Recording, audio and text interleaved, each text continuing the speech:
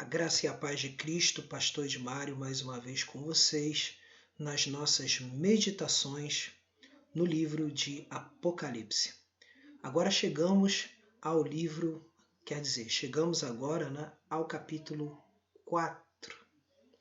E é justamente esse capítulo que eu vou demorar mais um pouquinho acerca das considerações sobre ele. Por quê? A partir da interpretação desse capítulo 4, é que vai dar a direção para a interpretação dos demais capítulos. Então eu vou começar assim. Primeiro vamos ler o capítulo propriamente dito, não é? Vamos ao capítulo 4. Capítulo 4.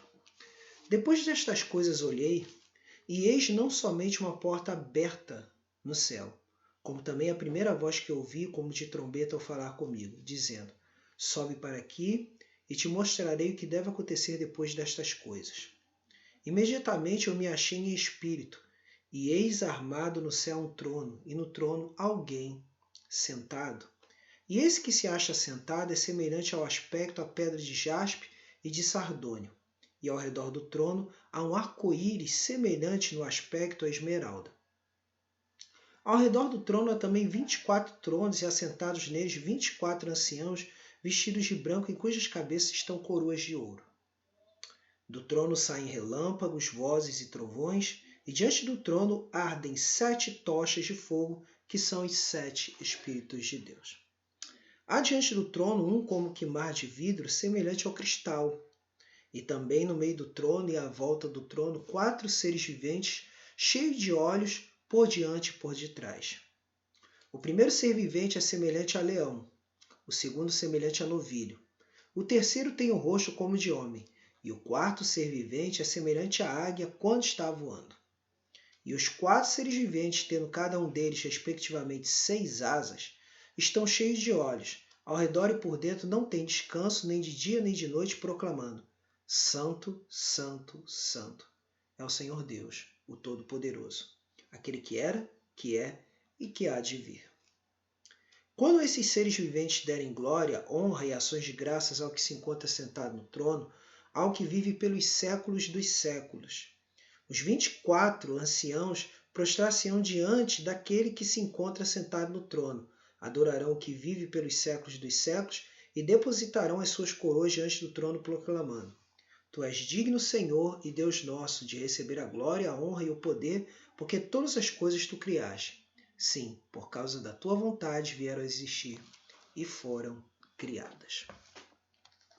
Então chegamos ao ponto do método nosso de interpretação do Apocalipse.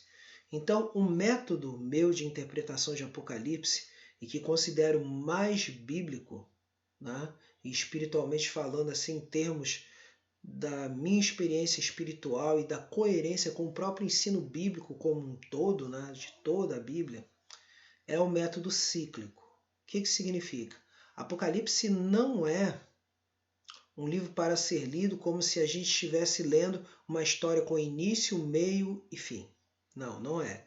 Não é início, não é meio, não é fim. Mas sim há representações de uma única mensagem. A mensagem do Cordeiro que venceu e que está assentado à direita de Deus Pai Todo-Poderoso. Essa é a mensagem de Apocalipse. Então a mensagem de Apocalipse é essa. Então quando a gente fala de volta de Cristo, a volta de Cristo ela já se iniciou esse processo no momento em que ele subiu aos céus e sentou à direita de Deus Pai Todo-Poderoso.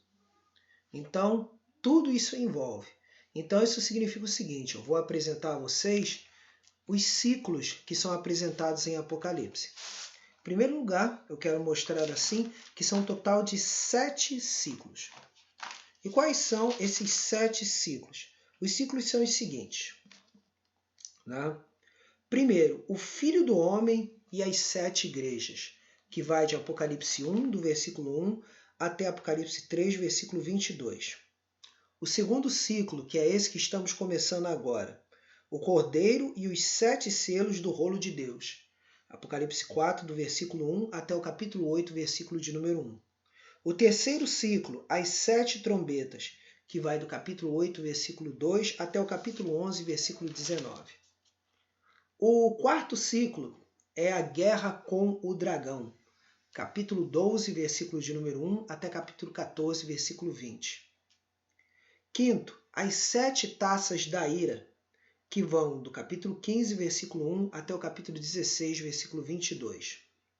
Sexto, a queda da meretriz Babilônia, que vai do capítulo 17, versículo 1 até o capítulo 19, versículo 21. E por último, a vitória da noiva Jerusalém, que vai do capítulo 20, versículo de número 1 até o capítulo 22, versículo de número 21. Então, essa metodologia do ciclo, ela tem o seguinte, o que é favorecido para essa estrutura do ciclo, né? O ciclo é o seguinte, é uma forma da gente interpretar a partir da minha perspectiva, que é a perspectiva do milênio. E que perspectiva de milênio é a minha? É a perspectiva amilenista, em que, em primeiro lugar, eu entendo o milênio como sendo o período atual que estamos vivendo. O que isso significa?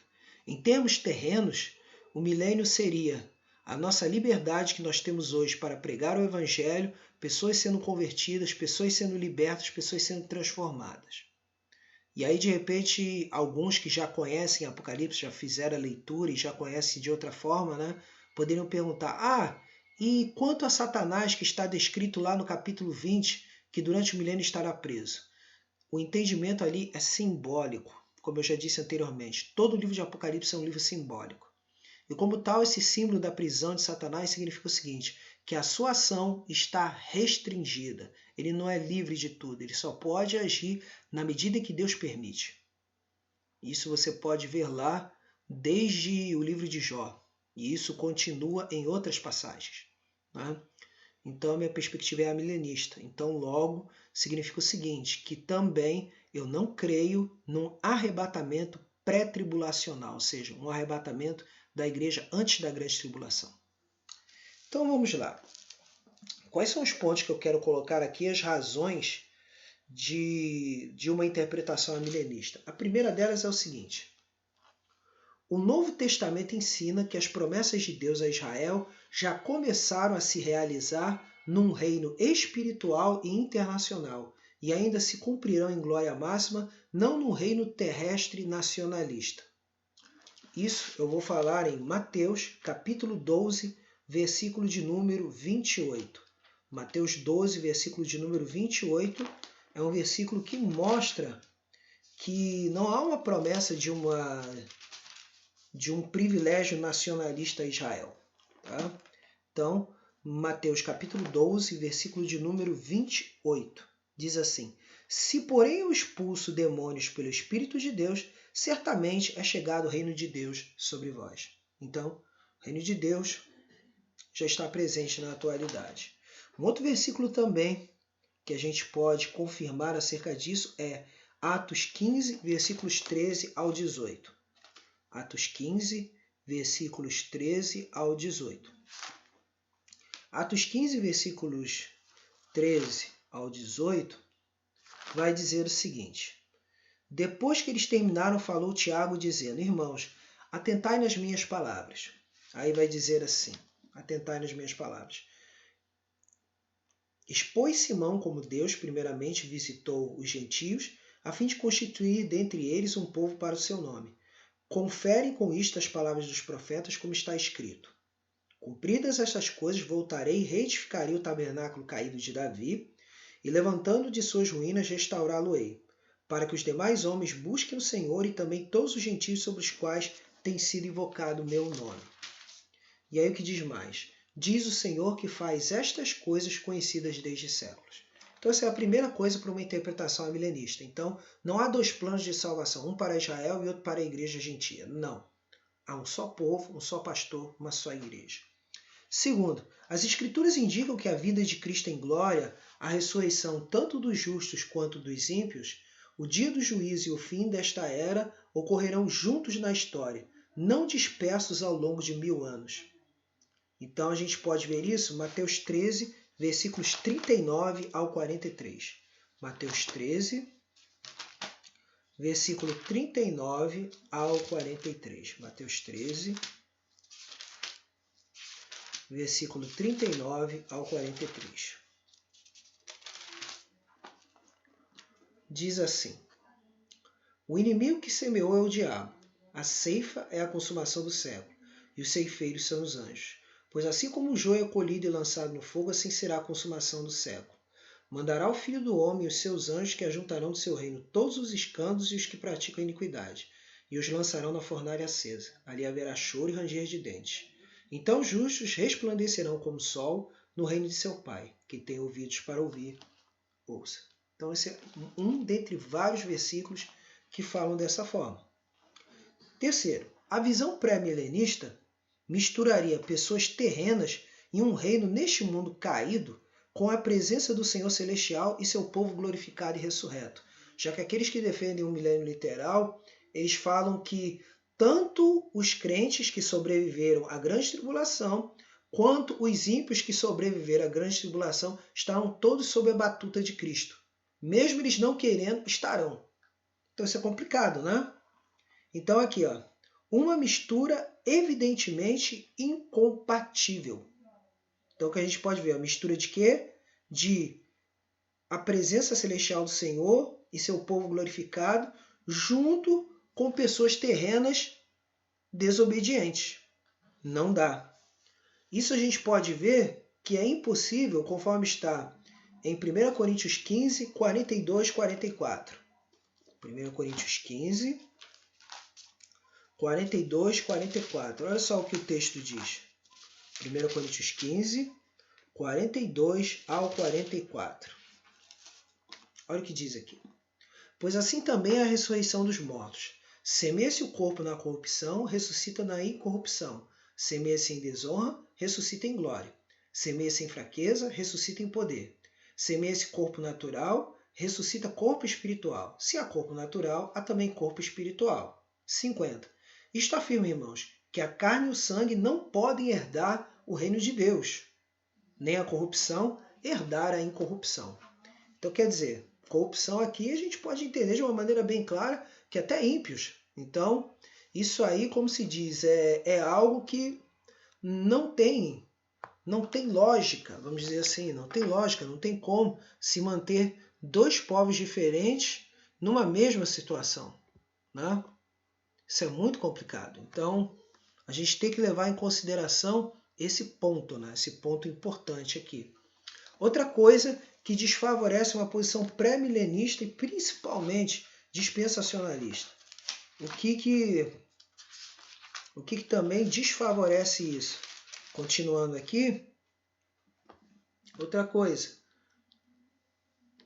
Apocalipse é um livro de visões simbólicas. Portanto, precisamos interpretar os números 1000 e as imagens, amarrar com uma corrente e selar uma cova, do capítulo 20, de maneira semelhante aos símbolos do restante do livro. Isso é inconsistente com uma interpretação literal da palavra de Deus, mas um reconhecimento de que parte das escrituras se comunicam por meio de metáforas e símbolos.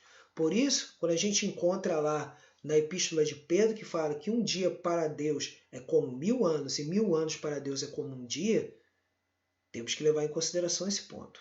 Então, da mesma forma, o livro de Apocalipse, que é por demais um livro simbólico, ele deve ser respeitado como tal.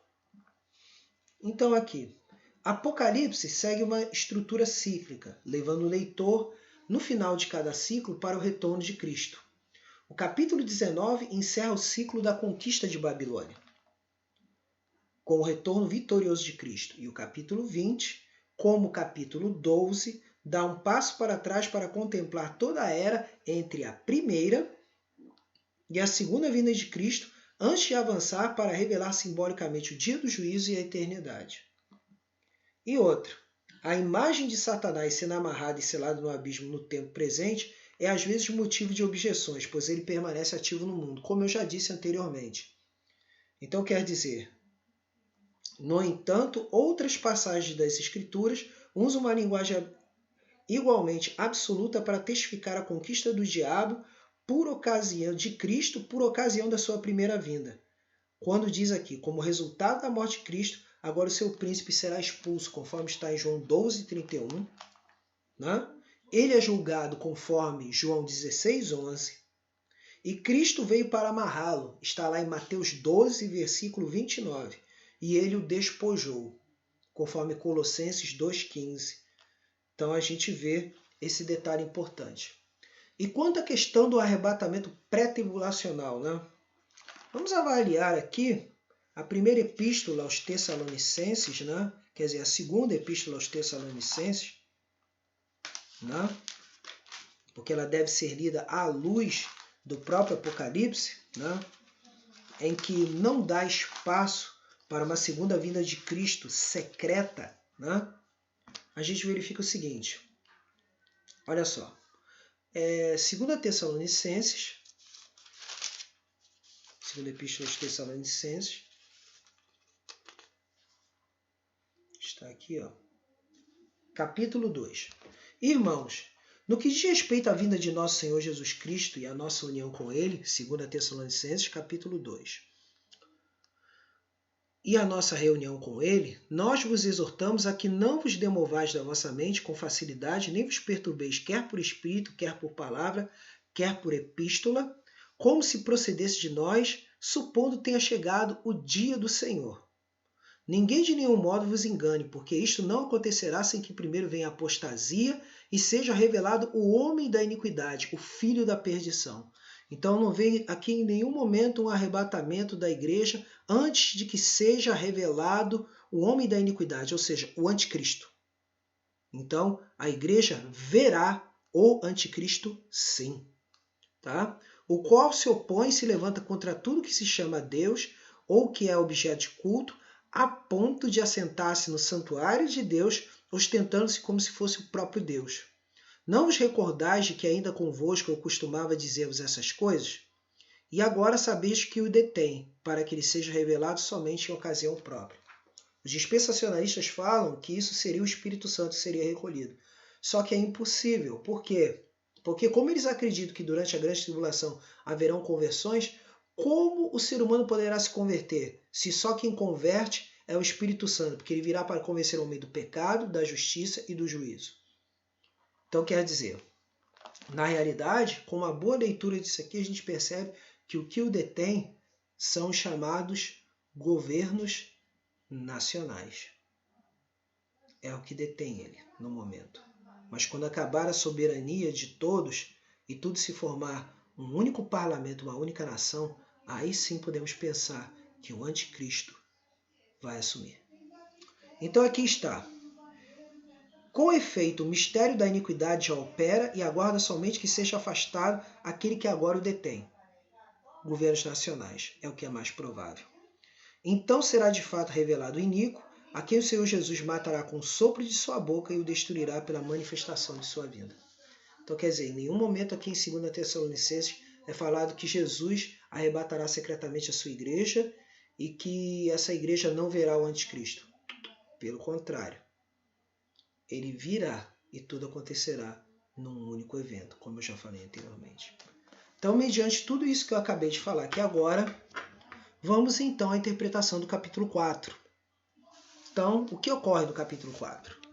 Então vamos lá. O capítulo 4 ele começa com a visão. Ou seja, o apóstolo João, ele entra em estado de quê? Estado de visão, ele entra em espírito, ele entra em êxtase, né? Ele entra em transe, ele se desliga das coisas aqui da terra, dizendo de uma maneira bem clara, né? Então, nesse momento aqui, o que está sendo representado, principalmente a imagem do trono, né?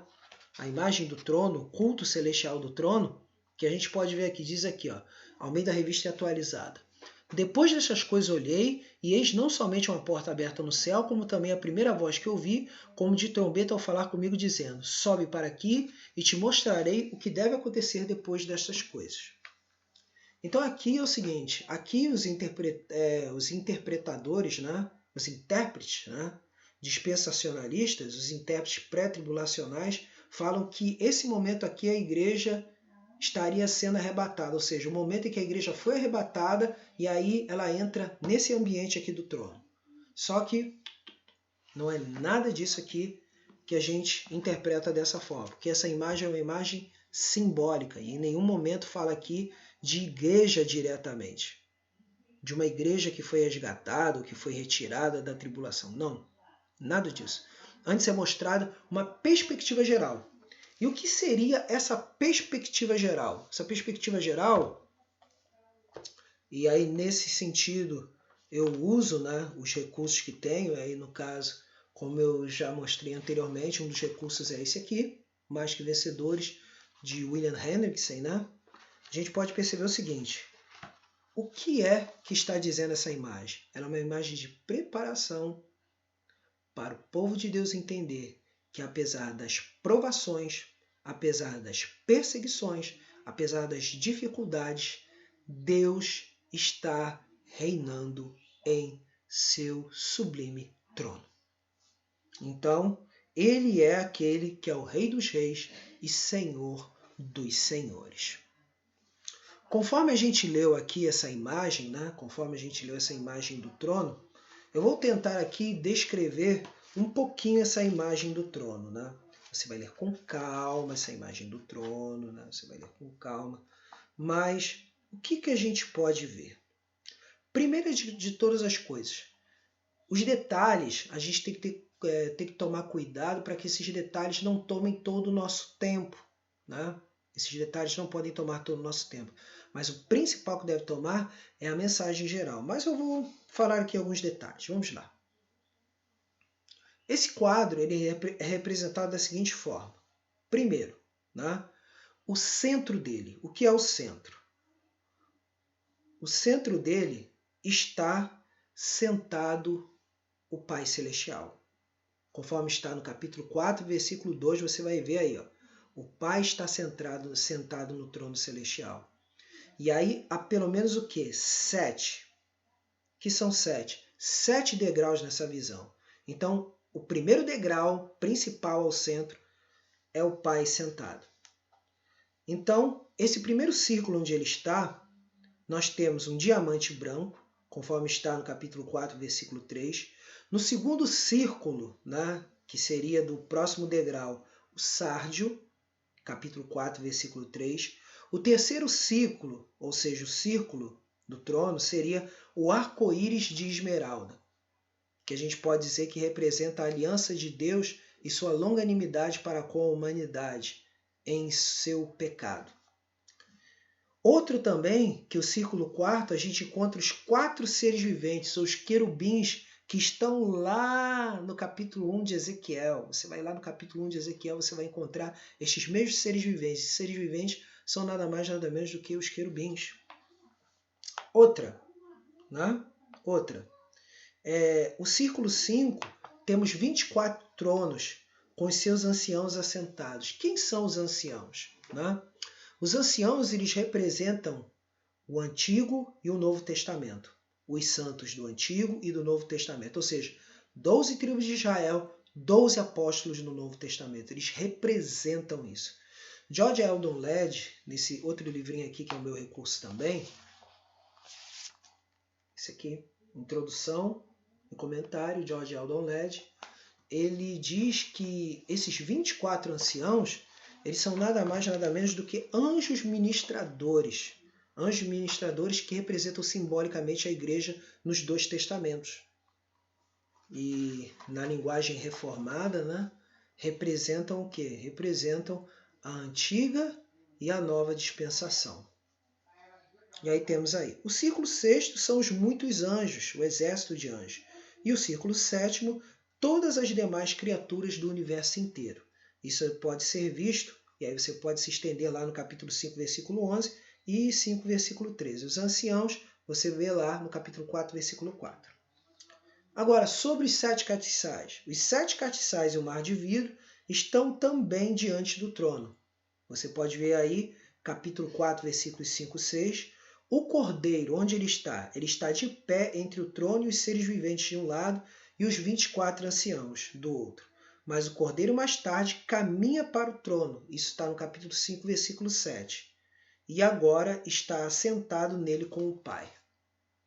Isso você vai ver lá em Apocalipse 22, versículo de número 1.